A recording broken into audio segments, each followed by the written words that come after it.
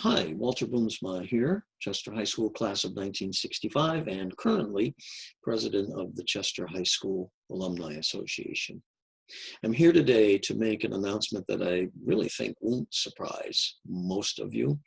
The executive board and officers by telephone and email have met recently and unanimously agreed that we should cancel this year's reunion. In some ways, it was a really easy decision to make. There were a lot of factors that went into our discussion.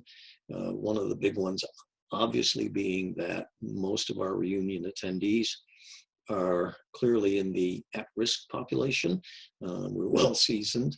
And another piece of it was, even though if we planned the reunion, it's potentially possible that we would not be able to have it.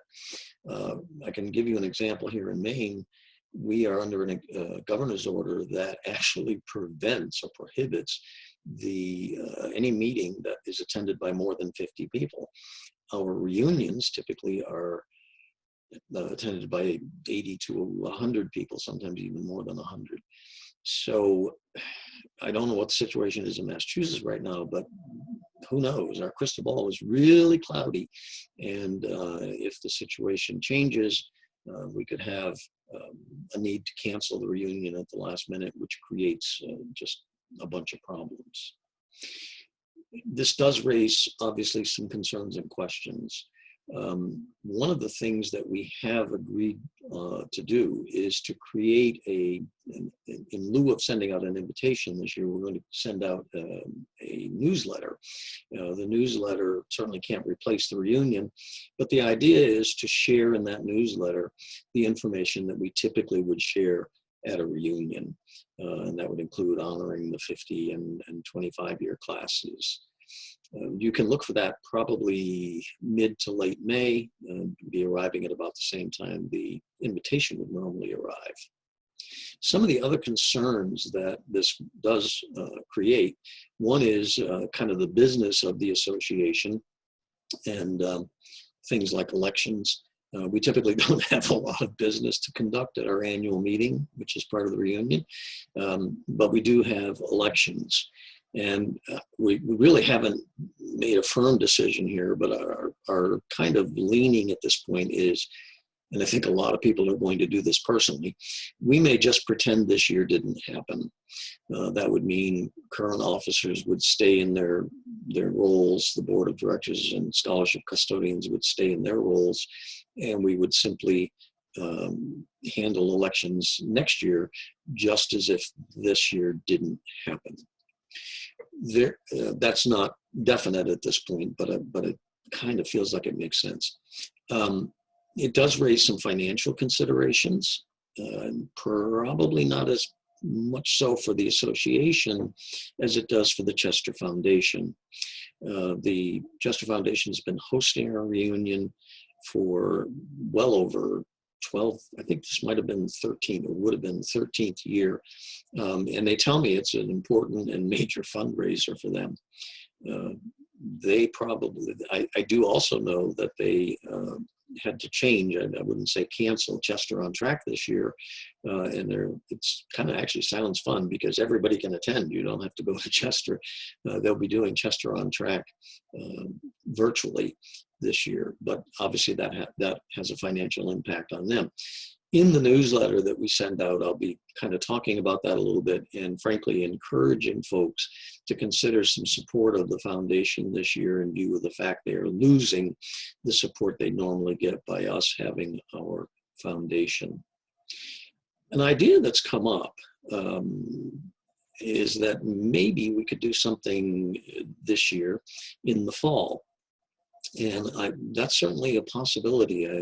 We really haven't put a lot of thought into it. We've been mostly concerned with getting the word out about the cancellation.